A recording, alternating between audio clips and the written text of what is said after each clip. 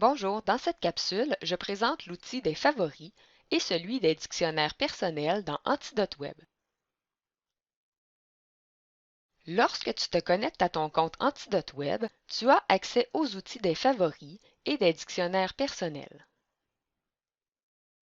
Ces deux outils servent en quelque sorte de répertoire pour consigner différents éléments, par exemple des définitions tirées des dictionnaires ou des articles tirés des guides. Ces éléments demeurent toujours accessibles dans ton compte et ce que tu listes est automatiquement sauvegardé.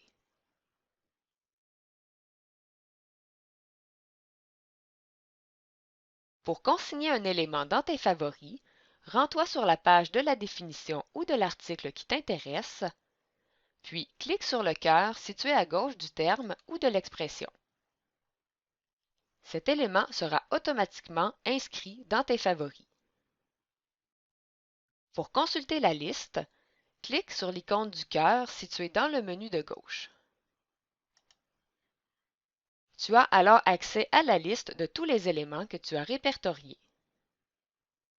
Si tu souhaites retirer un élément de ta liste, sélectionne-le, clique sur les trois points et choisis Supprimer la sélection.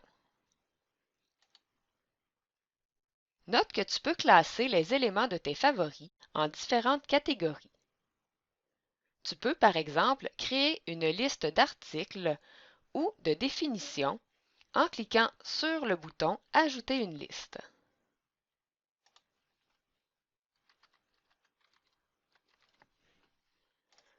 À l'aide d'un glisser-déposer, sélectionne les éléments que tu désires consigner dans cette liste et déplace-les. Pour retirer une liste, sélectionne ta liste, puis clique sur les trois points.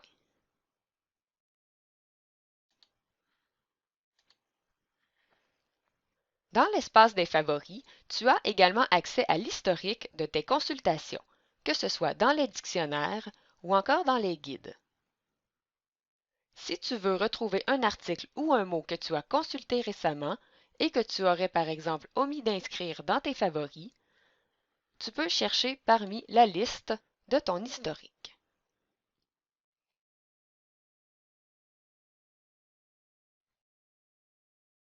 L'icône sous les favoris est celui des dictionnaires personnels. Tu peux créer autant de dictionnaires que tu le souhaites.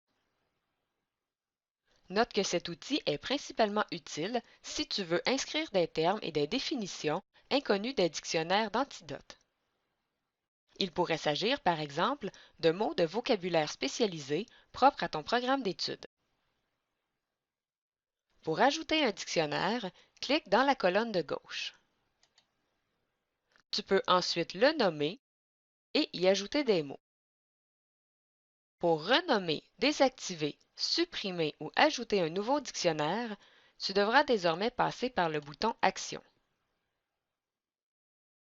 Pour inscrire des définitions, clique sur Ajouter un mot